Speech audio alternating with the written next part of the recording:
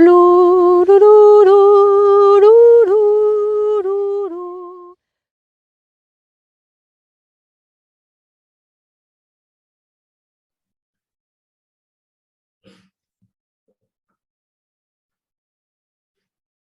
Bonjour Linda, bienvenue sur notre chaîne Les Rendez-vous de Corinne et de Sophie, de près, sans tension, pour interroger, interviewer, rencontrer, aller à la rencontre des personnes ordinaires qui ont fait des choses extraordinaires dans leur vie. En clair, peut-être pour dire que ce sont des personnes ordinaires que nous interrogeons qui ont un jour eu un petit déclencheur qui a changé, mais alors magnifiquement leur vie pour rendre extraordinaires les choses du quotidien, de la vie. Alors, si tu veux bien, Linda, ben, je te laisse te présenter et puis dire ce que tu as envie de raconter de ta vie ordinaire qui est devenue quelque chose d'extraordinaire. Tu as tellement raison, Sophie. Si je compare ma vie à la celle de bien d'autres, oui, ça peut paraître ordinaire parce qu'on le sait que chacun vit leur propre parcours. On le sait qu'il y en a qui ont des vies extraordinaires. Par contre, est-ce qu'elle a été extraordinaire du début? Je ne pense pas. Parce que peu importe le livre de biographie de quelqu'un qui a eu du succès dans la vie, on voit tous les embûches à laquelle ils ont dû traverser et je ne fais pas exception et probablement que les gens qui nous écoutent non plus. Alors, merci beaucoup, Sophie, de me permettre d'être avec toi aujourd'hui pour pouvoir partager une partie de mon parcours et j'espère qu'il y en a qui vont se reconnaître au travers de ça et surtout leur donner l'espoir qu'on peut toujours y arriver et s'en sortir. La petite fille ordinaire que je suis est née, aujourd'hui, c'est une femme qui est passionnée, mais tout d'abord, elle est née sur une ferme laitière au Saguenay, au Lac-Saint-Jean. Pas le Saguenay-Lac-Saint-Jean, ça c'est la bataille entre et c'est pas grave, j'ai pas besoin d'en débattre ce matin. C'est un peu le Montréal-Québec ou probablement Paris et Bordeaux. C'est des places qui sont dans le même coin et totalement différentes en même temps. Et c'est ça. Née sur une ferme laitière, j'ai été élevée avec mes quatre sœurs et 3 frères. Donc, je suis la quatrième d'une famille de 8. Et mon parcours, de mon point de vue, évidemment, commence avec beaucoup de rejets. On était 8 enfants, mais 8 enfants que ma mère ne désirait pas obligatoirement, puisque surtout à l'époque, les gens devaient avoir des enfants, c'était la religion, toutes les couples, il fallait qu'il y ait des enfants à tous les ans. Et même ma propre mère se cherchait énormément et c'est ce qui a été dépeint sur nous un peu le long de notre enfance. Et déjà, même en commençant l'école, je me sentais tout le temps rejetée. J'étais comme souvent la dernière choisie dans une équipe, puis j'étais souvent mis de côté. Et vivre avec 4 sœurs et 3 frères, on doit se battre, jouer du coude pour prendre notre place. Ça fait que déjà dans le jeune âge, j'ai dû apprendre à jouer du coude, vouloir prendre ma place. Et malheureusement, ce qui arrivait souvent, c'est que j'étais étouffée. Et le plus souvent étouffée par ma mère, qui me disait tout le temps, arrête de parler. En bon québécois, c'était comme, ferme ta gueule. Non, tu n'as pas le droit de parole. Non, tu n'as pas le droit de dire ça. Non, tu n'as pas le droit de faire ça. Pour moi, ça a été quelque chose qui a été lourd à vivre et ça en a suivi en grandissant dans l'adolescence où à un moment donné, j'ai manqué de confiance en moi, j'ai manqué d'estime de soi, j'ai manqué, ça m'a même fait décrocher l'école très, très tôt. Et à 14 ans, ma mère, elle me dit, toi, là, tu ne feras jamais rien de bon dans la vie. Et là, je suis très polie en répétant ces phrases. Quand on a 14 ans et qu'on se fait dire qu'on ne fera jamais rien de bon dans la vie, ça ne nous aide pas à trouver quelque chose, trouver un chemin, ça fait juste nous brimer encore plus. Sauf qu'à l'intérieur de moi, il y avait toujours une petite voix qui me disait, c'est pas ça la vie. Elle est belle la vie. Tu vas trouver ton chemin un jour.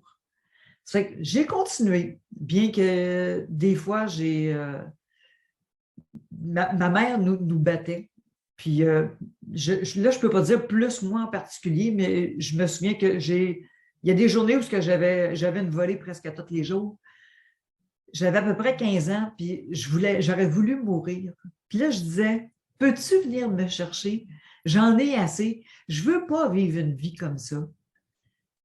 Et malheureusement, ben, ça m'a amené à être une personne avec une dépendance affective. Et quand on est dépendant affectif, ben, on ne s'accroche pas toujours aux bonnes personnes. Ça fait que j'ai été dans des relations toxiques et en particulier avec le père de mes enfants.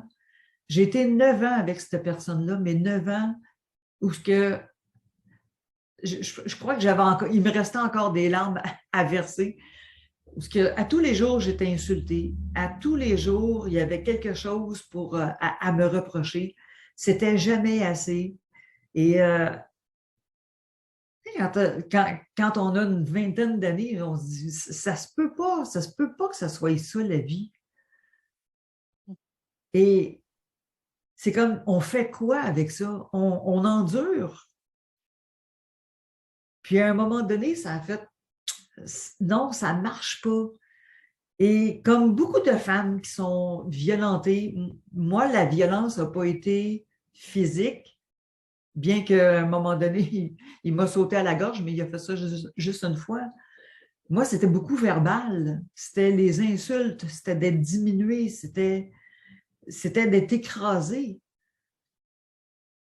Puis là, je me dis, ça se peut pas qu'une vie de couple, ce soit comme ça. Et en plus, lui était un ancien alcoolique. Quand je l'ai rencontré, ça faisait déjà 1 an qu'il était sobre. Et comme beaucoup de personnes qui développent des dépendances à une substance, lui, il avait remplacé ça par le gambling. Lui, sa maladie, si on peut dire, était les courses de chevaux. Donc, presque à tous les jours, des fois, il y allait. Et quand il avait dépensé ses payes, ben, il voulait dépenser les miennes aussi.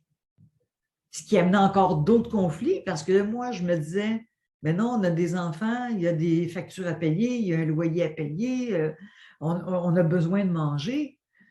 Puis, étant donné qu'il était violent et que j'en avais développé une peur, ben, je lui donnais mes payes. Mais à un moment donné, ça fait que non, moi, je veux vivre autre chose. Ce qui a fait que j'ai mon fameux déclencheur pour que je me reprenne vraiment en main, c'est que j'étais épuisée. Le J'étais déclencheur, épuisée. c'était l'épuisement.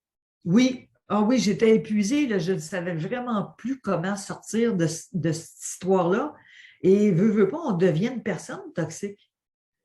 J'allais travailler, j'étais en beau maudit. Je revenais de travailler, ça ne me tentait pas parce que je savais que je le trouverais, mais je revenais pour les enfants. Ça fait qu'on vit 24 heures sur 24 presque avec une rage à l'intérieur.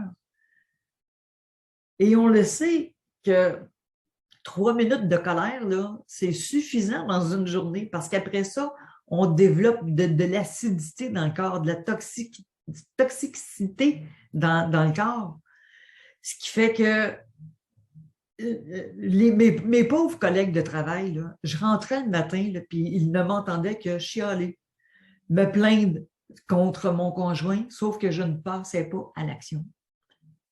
Ouais, c'est ça. Oui, oui. Et la journée que j'ai compris, là, ça a fait comme, j'ai mis mon pied à terre, puis là, ça a fait, c'est assez.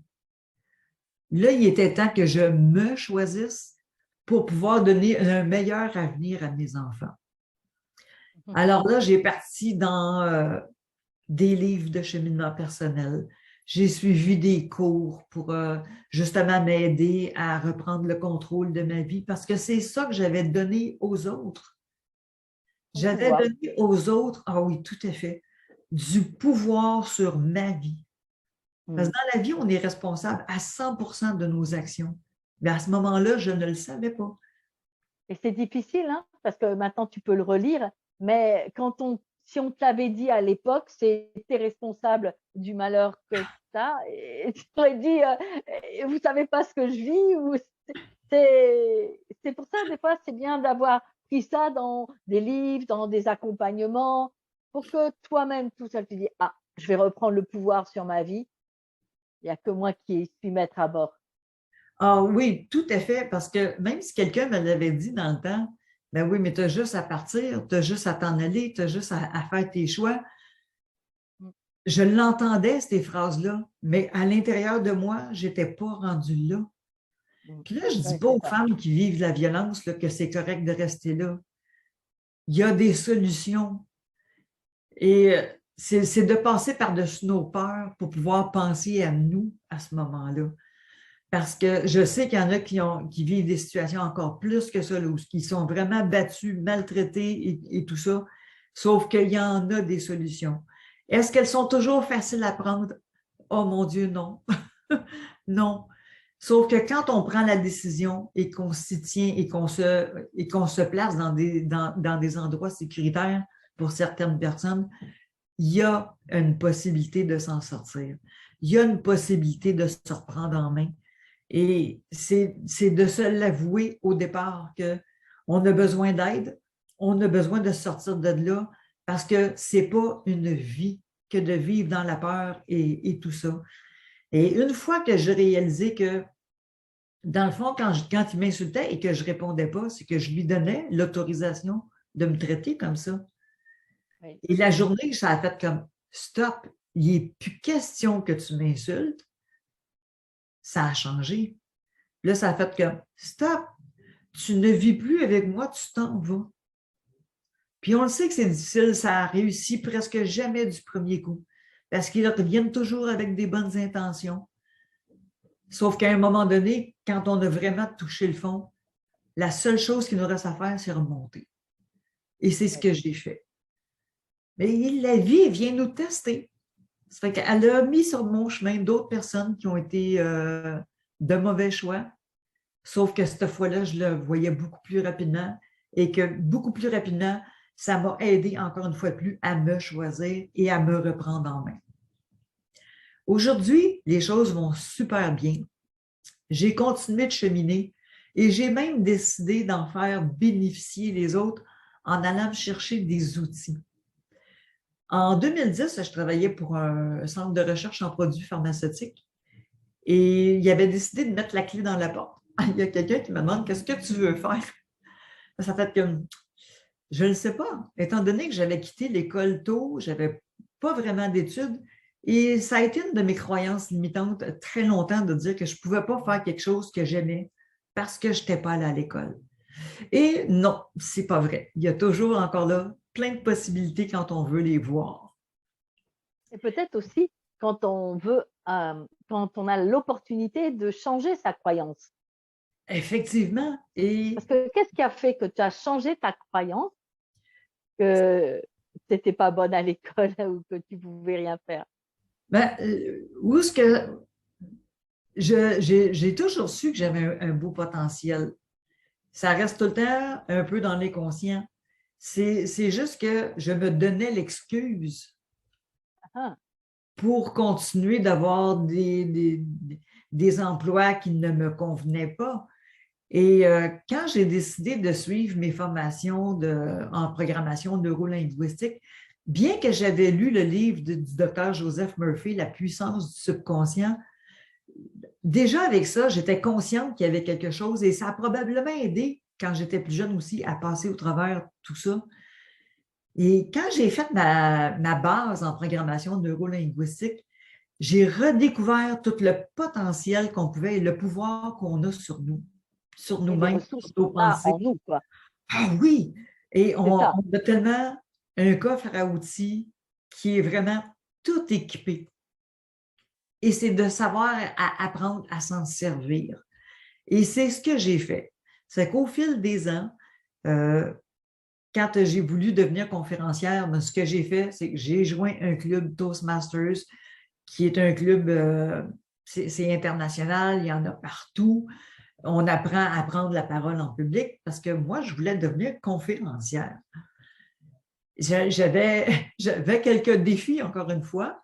Ben, je ne savais pas de quoi je voulais parler et je n'étais pas quelqu'un qui était capable de se structurer dans les façons de parler. Parler, c'est facile de parler, mais parler avec une structure, c'était pas évident pour moi. Ça fait que je suis allée chercher les outils pour ça aussi.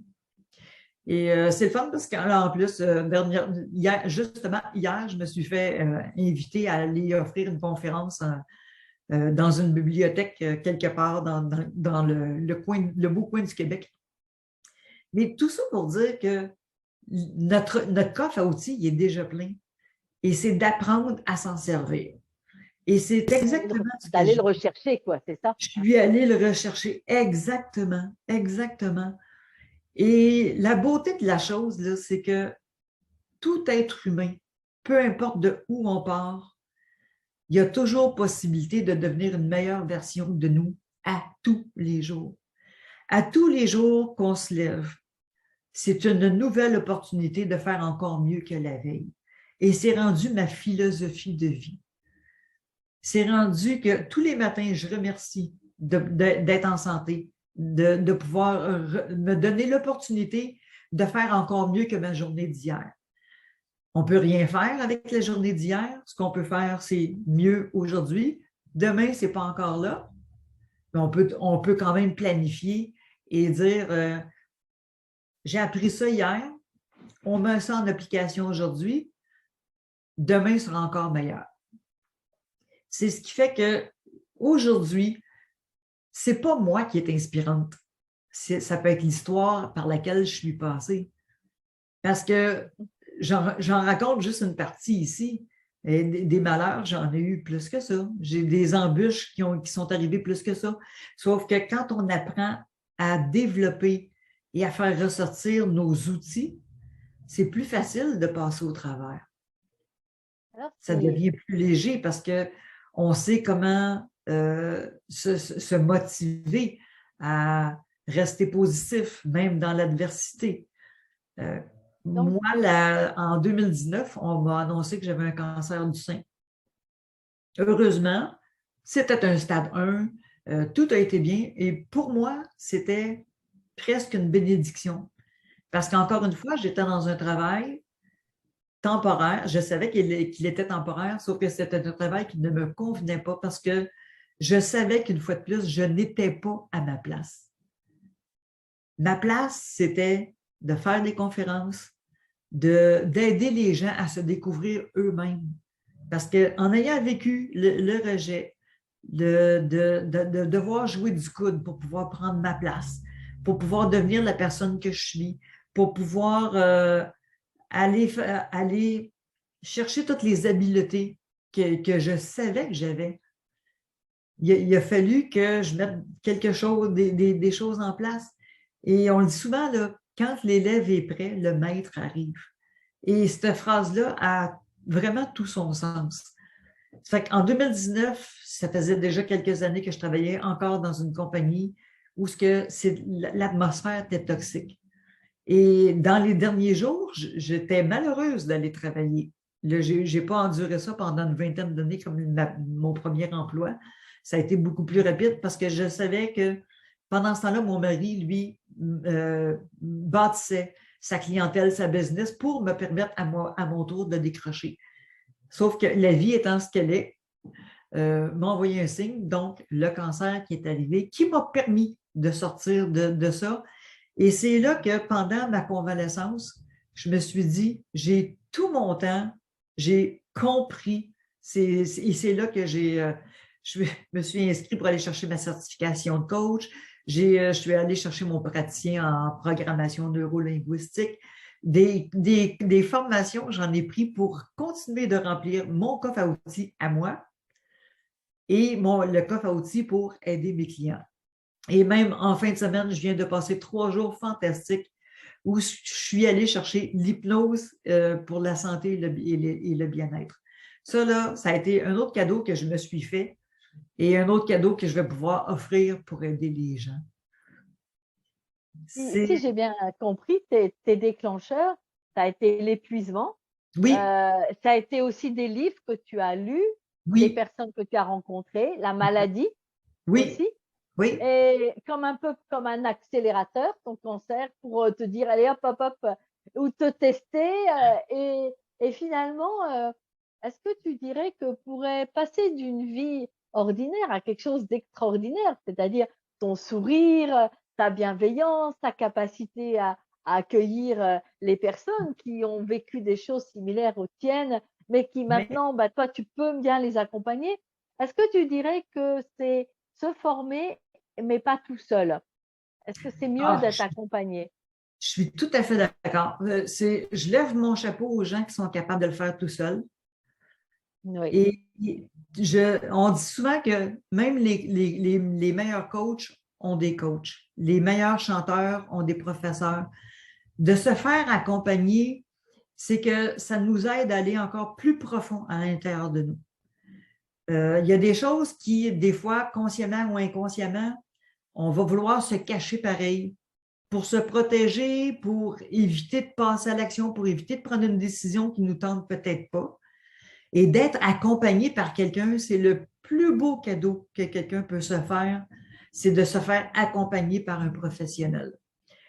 On découvre tellement de choses et de belles choses et les blocages qu'on est capable d'aller enlever ou du moins se trouver des outils pour alléger les choses et surtout comprendre pourquoi qu'on a mal quelque part dans le corps, pourquoi qu'on a des migraines régulièrement, pourquoi que les intestins ne vont pas bien, il y a toujours une raison en quelque part. C'est un blocage et c'est tellement important d'aller le débloquer et de trouver des ressources, trouver des solutions.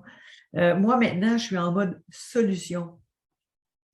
C'est que la semaine dernière, exemple, c'est un exemple qui est tout à fait simple. Ça faisait 2 semaines en ligne qu'on recevait un caillou dans notre pare-brise. Et la semaine dernière, j'avais un enregistrement d'une interview à faire, deux clients à coacher. Et le rendez-vous, c'est pour aller faire réparer mon pare-brise, se retrouvait entre les deux. Sur le coup, ça a fait comment je vais faire? Puis à un moment donné, ça a fait comme ben non, je vais aller porter l'auto, je vais revenir à pied, c'est un 20 minutes de marche. Ça va juste être bon pour ma santé et je vais pouvoir faire mes coachings. Et les choses étant ce qu'elles sont, j'ai une cliente qui a cancellé, qui m'a permis d'aller chercher la voiture plus tôt que prévu et de continuer le reste de ma journée. C'est quand on est à l'écoute et qu'au lieu de regarder l'arbre, au lieu de regarder la forêt, ben c'est prends un pas ou deux de recul. Des fois, ça se peut que tu doives te tasser euh, à gauche. Des fois, ça se peut que tu sois obligé de te tasser à droite. Mais ce n'est pas grave. C'est que ça te donne une vue d'ensemble et de regarder sont où les possibilités. Et quand on n'est pas capable de le faire seul, tu as tellement raison, Sophie, c'est de se faire accompagner. c'est Il y ça, a de c'est que très bons coachs qui ouais, existent, qui peuvent vraiment venir vous aider à vous retrouver, trouver vos solutions, vous guider pour vraiment là, sortir, parce que tout le monde mérite d'être heureux, tout le monde mérite d'être en santé. Il n'y a pas personne sur cette terre qui mérite de vivre malade, de vivre dans la douleur, de vivre dans la souffrance, de vivre dans des relations qui sont toxiques parce qu'on ne voit pas comment faire pour s'en sortir, parce qu'on a tellement peur d'un conjoint qui est violent. Et je sais qu'il y en a qui sont plus violents que d'autres. Ça, là, je suis tout à fait d'accord. Je sais qu'il y en a, quand ils vont écouter ça, ils vont dire, oui, mais tu ne connais pas mon histoire, tu ne connais pas mon ex, tu ne connais pas la personne. Je sympathise totalement avec vous, sauf qu'il y a des solutions et c'est c'est ça, là-dessus que… ouais. Oui, tout à fait. Tout à Et fait. des fois, moi, j'ai remarqué, hein, parce qu'on a quand même on a la même formation toutes les 2 avec IDECOM International, Oui. qui a cette couleur humaniste qui est extraordinaire et qui fait que, on est formé à être des coachs qui vont pas trouver la solution pour la personne qu'on accompagne, mais lui proposer des outils pour Mhm. qu'elle-même, elle puisse trouver en toute sécurité des beaux outils qu'elle va Oui. peut-être un petit peu transformer, avec sa propre couleur et justement faire de sa vie, peut-être en noir et blanc, en couleur. Voilà, je dirais, Ah oui. c'est ça qui est extraordinaire. Et des C'est exactement ça, Sophie. C'est IDECOM, c'est les outils qui nous ont aidés, qui nous ont appris à utiliser avec nous et avec nos clients parce que, et je l'ai vu avec l'hypnose en fin de semaine, ça vient rajouter quelque chose que la personne, quand elle prend le temps d'aller écouter son intérieur, son inconscient, mon Dieu, qu'il y a des trésors qui sont cachés là. Et ça leur donne enfin l'espoir de dire, oui, on peut mettre de la couleur enfin dans notre vie. Il y a de l'espoir et tout est possible. Tout est Et les possible. déclencheurs, c'est parfois quelqu'un justement qui nous accompagne ou quelqu'un qu'on rencontre, Oui, quelqu'un, mais pas forcément très longtemps, parce que aussi, moi, je voudrais souligner que, enfin, je ne sais pas si tu es d'accord avec moi, Linda, mais qu'on n'est pas dépendant d'un coach. Après, non, on fait sa vie avec sa couleur et on suit son chemin. Voilà, oui, oui, c'est pas une béquille, c'est juste une impulsion pour le oui. déclencheur pour être extraordinaire. Effectivement. Peut-être qu'au départ, la personne a besoin de rencontrer le coach aux 2 semaines. Et plus elle va progresser, à un moment donné, ça peut être aux 3 semaines. Après ça peut être un mois. Ça peut être après ça, une fois ou 6 mois, juste pour se réenligner et aller se rechercher des ressources et tout ça. Le coach n'est vraiment pas là pour dire à la personne quoi faire, mais vraiment l'aider à trouver ses propres ressources et ses propres solutions. Dans le fond, on est un guide, on accompagne et c'est vraiment devenu ma mission de vie. Moi, j'aide les gens à se libérer des étiquettes, croyances limitantes afin de vivre une vie épanouie. Et avec la formation d'hypnose que j'ai eue le week-end dernier en présentiel, c'était tellement le fun de voir des gens en personne. Ça a été vraiment un week-end fantastique. Vraiment, belle découverte de soi et belle découverte de partage avec les autres personnes. On était 11 femmes à repartir avec plein d'idées. Alors, je trouve que c'est vraiment de très belles pistes pour ceux qui nous écoutent sur notre chaîne YouTube. Et je te donne le mot de la fin. Qu'est-ce que tu dirais si c'était un mot de la fin? Moi, je dirais sérénité. Sérénité, lâcher prise pour être à l'écoute de tous les indices qu'il y a autour de soi, pour pouvoir les entendre et aller se chercher de l'aide quand on ne peut pas le faire tout seul. Et moi, je dirais, c'est une belle chasse au trésor. Oui, Et tout à fait d'accord. on sait qu'à la fin, il y a le trésor et il y a la récompense. Et c'est se féliciter soi, ça aussi. Oui, Ouais, je pense que ça, tu oui, l'as pas souligné, mais se féliciter, je pense que tu as pris le temps de célébrer que, voilà, tu as pu trouver oui. ce trésor.